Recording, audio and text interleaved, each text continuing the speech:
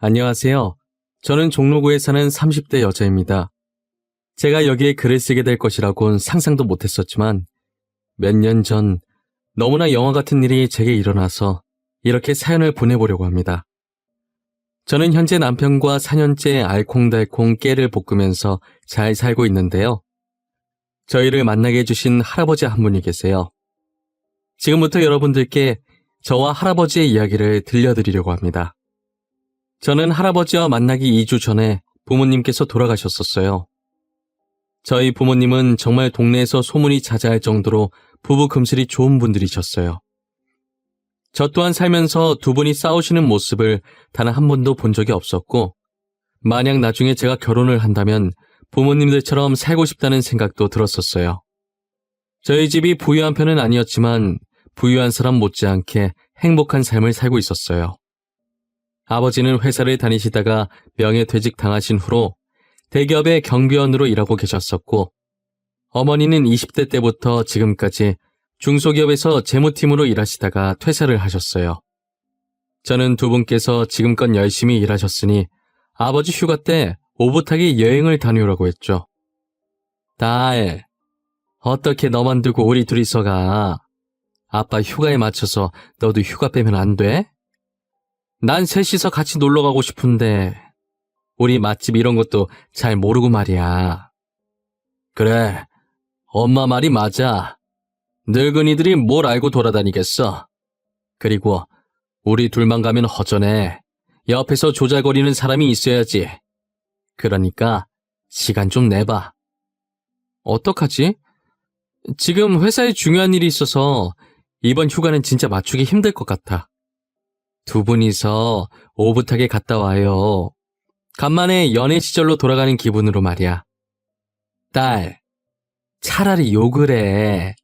이 양반이랑 같이 살아온 세월이 얼만데 이제 연애 시절에 달다름은 없어. 세월의 흔적이 칙칙하게 남아있구만. 니네 엄마 항상 좋으면 저렇게 투덜거리더라. 아주 나랑 데이트할 생각에 신났어. 봐봐, 잇몸 보이게 웃는 거. 간만에 놀러갈 생각에 들뜨셨는지 부모님 얼굴에 미소가 가득하셨어요. 저도 같이 가고 싶었지만 일 때문에 결국 함께하지 못했어요. 그렇게 두 분이서 여행을 떠나셨고 즐거운 시간 보내고 계신지 셋뿐인 가족 톡방이 간만에 활기가 차더라고요. 부모님의 여행 마지막 날에 엄마한테 뜬금없이 사랑한다는 카톡이 왔더라고요. 저는 나중에 답장해줘야겠다고 생각하고 하고 있었던 일을 마주하고 있었어요. 그런데 얼마 후 모르는 번호로 전화가 왔길래 아무 생각 없이 받았어요. 부모님께서 돌아오시는 길에 비가 많이 왔었는데 그만 빗길에 미끄러져 사고를 당하셔서 크게 다쳤다고 지금 바로 병원으로 오라고 하는 거예요. 저는 신발도 제대로 못 신은 채 병원으로 달려갔어요. 택시기사가 제 상태를 보더니 말없이 엑셀을 밟아주시더라고요. 그리고 제가 도착했을 때는 이미 부모님이 세상을 떠난 뒤였어요. 어머니께서 사고가 나고 정신이 있으실 때 마지막으로 제게 사랑한다는 톡을 보내신 거였어요. 저는 부모님을 덮고 있는 흰천을 부여잡고 아직 답장도 못했는데 이렇게 가면 어떡하냐고 오열을 하자 저를 말리시던 주변 사람들도 고개만 푹 숙이시더라고요. 제가 아무리 부모님을 불러도 두 분은 일어날 생각을 하지 않으셨어요. 그때 저도 휴가 내고 같이 갈 걸 그랬다며 목 놓아 울다가 그대로 기절했고 부모님의 장례는 뒤늦게 다른 친척분들이 오셔서 진행됐어요. 장례 치르는 3일 동안 아무것도 먹지 못하고 부모님 영정사진만 쳐다봤던 것 같아요. 친척들은 이대로 두면 저까지 잘못될까봐 입에 뭐라도 넣어주시려고 하시는데 눈물만 하염없이 나고 도저히 뭘 먹을 수가 없겠더라고요. 장례가 끝난 후에도 저는 한동안 정신을 차릴 수가 없었어요. 집에 와서도 영정사진만 붙들고 누워서 울기만 했어요. 제가 울다가 잠이 들었는데 영정사진 안고 자서 그런지 꿈에 부모님이 나오셨더라고요. 계속 이러고 있으면 마음 편히 못 떠나니까 제발 일어나서 뭐라도 먹으라고 혼내시더니 사라지셨어요. 잠에서 깬 뒤 저는 일어나서 곧장 부엌으로 향했어요. 꿈에서 부모님 하신 말처럼 저 때문에 편히 못 가시고 계실까봐 뭐라도 먹고 힘내서 부모님 마음 편하게 보내드리자고 생각했어요. 저는 밥을 입에 쑤셔 넣으면서 다시 시작하기로 마음먹었습니다. 막상 부모님 없이 첫 발을 내디디려고 하니 늘 제 뒤를 지켜주시던 부모님이 더 이상 이곳에 안 계신다는 현실이 저는 너무 겁이 나긴 하더라고요. 저는 그냥 부모님과 멀리 떨어져서 자취 중인 거라고 생각하기로 했어요. 그랬더니 조금은 제 마음이 편안해지더라고요. 며칠 동안 부모님 유품을 정리하고 마지막 남은 물건들을 정리하려고 밖으로 나갔는데 저희 집 앞에 어떤 할아버지 한 분께서 이 추운 날 얇은 가디건만 입고 쓰러져 계시더라고요. 평소 같았으면 119에 신고만 하고 집으로 돌아왔을 텐데 저도 모르게 부모님 생각이 난 건지 할아버지를 저희 집 안으로 모시고 들어왔어요. 다행히 친구 중에 의사인 애가 있어서 잠시 와달라고 부탁을 했어요. 친구는 할아버지 상태를 보더니 제가 발견하지 않았다면 저체온증으로 돌아가실 뻔했다고 하더라고요. 저는 할아버지를 살짝 일으켜서 따뜻한 물을 입에 넣어드렸어요. 정신이 돌아오신 건지 제가 넣어드린 물을 삼키시더라고요. 저는 전기장판 온도를 더 올려드리고 따뜻한 물을 담은 보온병을 할아버지 머리맡에 뒀어요. 그리고 할아버지가 깨어나실 때까지 옆에서 기다렸죠. 정신을 차리신 할아버지는 아무것도 기억을 못 하시더라고요. 할아버지, 정신이 드세요? 저희 집에 쓰러져 계시길래 안으로 모셨어요. 혹시 집이 어딘지 아세요? 제가 집까지 모셔다 드릴게요. 나 집이 어딘지 몰라. 하나도 기억이 안 나. 우리 손녀 어디 갔나? 손녀 보고 싶은데 우리 손녀가 나 엄청 좋아했어. 할아버지 집 주소 기억 안 나세요? 어쩌다가 저희 집에 오신 거예요? 저한테 나중에 집 주소 기억나시면 꼭 말씀해 주세요. 아셨죠? 할아버지랑 얘기를 해보니 손녀만 기억하시고 약간 치매가 있으신 것 같더라고요. 치매라도 가끔 예전 기억이 돌아오실 때가 있으시니까 제정신으로 돌아오실 때까지만 제가 보살피기로 했어요. 그래도 다행인 게 제 직업이 작가라 재택근무를 하고 있었어서 출근 걱정 없이 할아버지를 옆에서 보살필 수 있었어요. 할아버지께서는 손녀 이름도 모르고 얼굴만 기억을 하신다고 하더라고요. 그러면서 늘 저를 보면서 손녀가 생각난다며 환하게 웃으셨어요. 할아버지의 미소를 보는데 어찌나 마음이 아프던지 얼른 가족 품에 다시 안겨드리고 싶었죠. 제가 원래는 가족이랑 저밖에 모르던 사람이었는데 부모님이 돌아가시고 나서는 마음이 넓어진 건지 부모님께 하고 싶었던 효도를 할아버지께 하고 있었어요. 혹시나 할아버지가 불편하실까봐 기억을 찾으실 때까지는 저를 손녀라고 생각하고 많이 누추하지만 여기서 편하게 지내시라고 했어요. 부모님께서 혼자서 외롭지 말라고 제게 할아버지를 보내신 건가 했어요. 이젠 할아버지와 정이 들어서 정말 친할아버지 같고 그렇더라고요. 그렇게 할아버지와 제가 같이 지내게 된 지 1년이 지났을 무렵이었죠. 대뜸 할아버지께서 이제 다시 본인 집에 가봐야겠다고 하시는 거예요. 그동안 나랑 사느라 고생이 많았지. 처음 보는 사람을 이렇게 보살피기 쉽지 않았을 텐데. 이제 나도 슬슬 집으로 돌아가야겠어. 집으로 돌아가시다니요? 이제 기억이 돌아오신 거예요? 집이 어딘지 아시겠어요? 혹시 길 잃을 수도 있으니까 제가 모셔다 드릴게요. 그럴 필요 없구나. 혼자 찾아갈 수 있어. 나 이 집 왔을 때도 그리고 지금도 치매가 아니었거든. 집으로 돌아가고 싶지 않아서 그동안 치매인 척 연기했던 거야. 굳이 연기까지 하실 필요가... 도대체 이렇게 치매 연기까지 해가면서 집에 안 가시려고 한 이유가 뭐예요? 할아버지께서 치매 연기를 하게 된 이유를 말해주시기 시작하는데 저는 이야기를 듣는 내내 입이 떡하고 벌어졌어요. 자식이라는 사람들이 어쩜 이렇게까지 매정할 수 있을까요? 할아버지께서 사업에 성공하고 자식들을 혼자서 다 키워왔었는데 자식들이 커서 자신의 재산과 사망보험금만 노리고 있었다고 하더라고요. 그래서 치매 걸린 척을 했었는데 자식들이 거두기 싫어서 저희 집 앞에 할아버지를 내려두고 그대로 도망갔다고 하더라고요. 저는 이제껏 키워준 아버지한테 어떻게 그런 짓을 할 수 있냐며 화를 냈어요. 할아버지는 그동안 자식들한테 당하신 적이 많으셨는지 모든 것을 체념하신 표정이더라고요. 그러더니 더 늙어서 자신이 정말 치매에 걸리기 전에 하루라도 빨리 다시 집으로 돌아가서 바로 잡아야겠다고 생각을 했대요. 저는 떠나시는 할아버지를 걱정스럽게 배웅해드렸어요.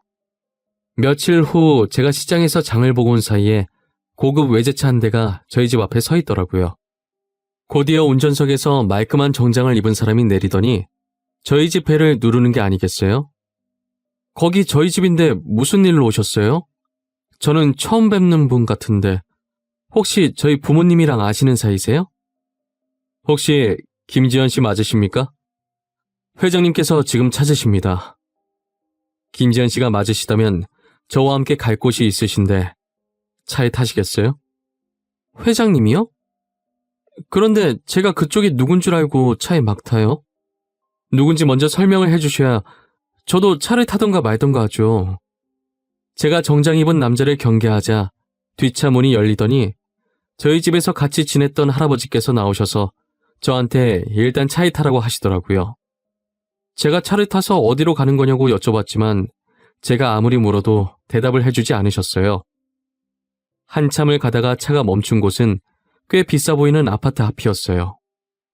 여기는 앞으로 지연이 네가 살 곳이야. 어때? 마음에 드니? 1년 동안 이 할애비 비위 맞추느라 고생 많았다. 그동안 고마워서 내가 선물하는 거야. 그게 무슨 말씀이세요? 저는 이런 거 바라고 한 게 아니었어요. 그냥 저희 부모님 생각이 나서 도와드린 것뿐이에요. 나도 안다. 너가 가진 것도 없고 기억도 못하는 나를 부자인 걸 알고 일부러 보살펴줬겠니? 몰랐는데도 친할애비처럼 챙겨준 너한테 더 고마운 거야. 내 마음이니까 받아줬으면 좋겠구나. 만약 제가 안 받는다고 하면 어떻게 되는 건가요? 저는 지금 제가 살고 있는 집도 만족해요.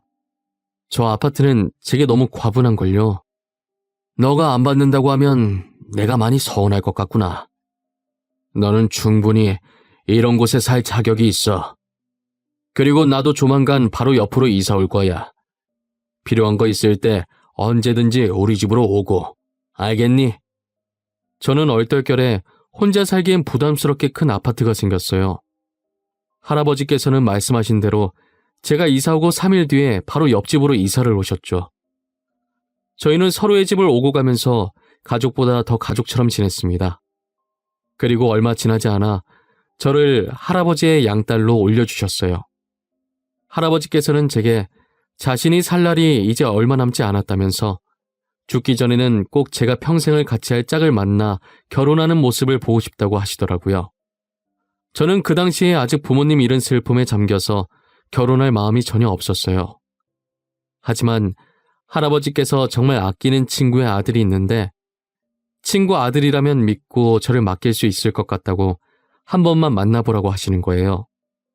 저는 할아버지의 부탁을 거절할 수가 없어서 한번 만나보기로 했어요. 그분은 현재 할아버지 회사를 물려받으려고 할아버지 밑에서 일을 배우고 있다고 하더라고요. 보통 자식한테 회사를 물려줄 텐데 자식보다 믿음직해서 그분한테 물려주시는 거라 생각했어요. 그리고 할아버지께서 가족들 분쟁에 진절머리 날 때마다 그분 집에서 지내곤 했다더라고요. 같이 지내보니까 이렇게 진국인 남자가 없는데 너무 아깝다고 하시면서요. 저보다 나이가 많아서 그런지 만나보니까 되게 진중하고 듬직하더라고요. 그분도 제가 마음에 드셨는지 엄청 다정하게 저를 챙겨주시길래 진지하게 만나기 시작하다가 얼마 지나지 않아 바로 결혼을 했어요. 나중에 알았는데 남편이 여자한테 많이 당해서 결혼을 안 하려고 했대요.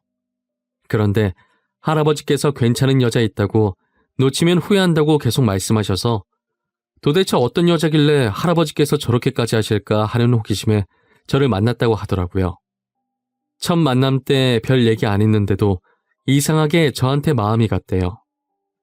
연애를 하면서 그런 생각을 한 적이 없었는데 저라면 결혼까지 할 수 있을 것 같다고 생각했다더라고요. 결혼할 짝은 다 정해져 있다고 하던데 참 신기해요. 남편과 저는 연애를 오래 하지 않았지만 마치 오래전부터 알던 사람처럼 편했어요. 현재까지도 싸운 적 없이 깨 볶으면서 잘 살고 있고요. 그리고 제가 지금 임신 중인데 할아버지께서 제 임신 소식을 듣고 엄청 좋아하셨어요. 아직 태어나지도 않은 아이의 이름을 지어주시겠다고 난리친 게 엊그제 같은데 최근에 할아버지께서 몸이 안 좋으신 것 같더니 결국 얼마 못 버티고 갑자기 세상을 떠나셨어요. 뭐가 그리도 급하셨는지 마지막 인사도 못 드리고 그렇게 보내드렸네요. 할아버지 장례식에 갔는데 자식들이라는 사람들과 마주하게 되었어요. 자기들끼리 부의금을 어떻게 나눌지 궁리만 하고 있더라고요. 그런 모습을 보면서 이때까지 할아버지가 어떻게 살았을지 안 봐도 눈에 훤하더라고요. 저와 남편은 3일 동안 할아버지 곁을 지켰고 나중에 비서께서 조용히 저희를 부르시더라고요. 할아버지 유언장을 제게 건네셨는데 내용을 보고 깜짝 놀랐어요. 할아버지께서 남긴 모든 재산을 저에게 주신다고 적혀 있었어요. 그리고 유언장에 같이 들어있던 조그만 봉투에는 태어날 아이의 이름이 적혀 있었어요. 할아버지는 돌아가시기 직전까지도 제 생각을 하셨다고 하시더라고요. 그리고 혹시나 자식들이 유산을 탐내고 제게 무슨 짓을 할 것이라고 예상하셨는지 그동안 자식들이 잘못한 짓을 적어놓은 종이도 같이 들어있었어요. 횡령의 갑질에 지은 죄가 한두 개가 아니더라고요. 비서께서는 모든 증거를 가지고 있으니 혹시나 자식들이 찾아와 돈을 탐하려고 한다면 바로 자신에게 전화해서 조치를 취하라고 하시더라고요. 그리고 할아버지의 명을 받아서 앞으로 계속 저를 모시게 됐다고 하셨어요. 저는 괜찮다고 그러지 않으셔도 된다고 했지만 할아버지의 명이라 어쩔 수 없다고 하시더라고요. 그리고 회사는 저희 남편이 할아버지를 이어서 계속 운영하기로 했습니다.